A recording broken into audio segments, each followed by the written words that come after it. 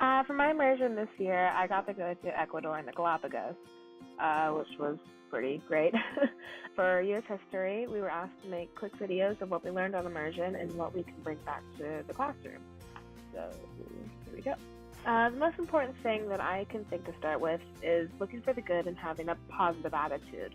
The trip wasn't perfect, of course.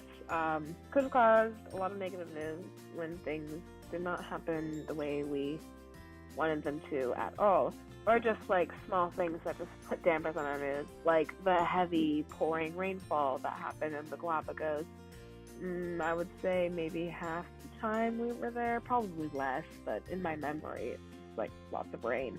So the positive attitude you could look at it was like, it's still warm, it's keeping the bugs away, less mosquito bites, and a little bit of rain never hurt anyone. A lot can probably hurt people, but it was just a little bit. Another example of having a positive attitude would be when the plane rides to get to Ecuador initially, delays. We spent a long time in the Columbus airport, and then we had to take a detour to Colombia.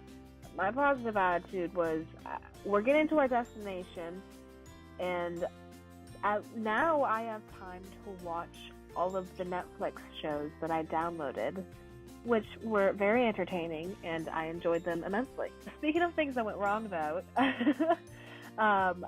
another thing that I think we can bring back to the classroom is flexibility. Going back to the airplane situation, we weren't planning to go to Colombia, as I mentioned, but this was the way to get to Ecuador due to like the delayed planes and stuff. So we took that detour, flexibility, lost our luggage, so we had to wait for that. We didn't get to do anything we planned to do on that first day, but we moved it to the last day of the trip.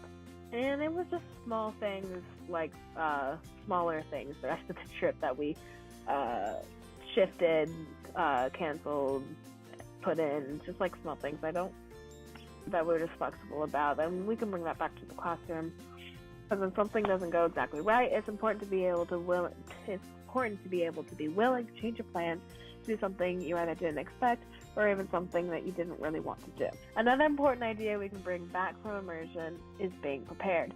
Every morning in like Ecuador and Galapagos, you had to pack everything that you might need that day, but also stay light enough that, because you'd have to carry around that bag all day. I think for the classrooms, always bring what you need for class, but don't bring things that aren't necessary, like things that'll distract you, things from different classes that, like, if you're like, don't work on the other classes stuff in a different class, I guess.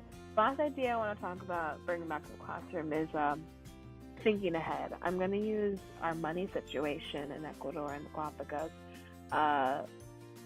We had to bring our own money to pay for a lot of our meals and souvenirs if we wanted them, which most people did.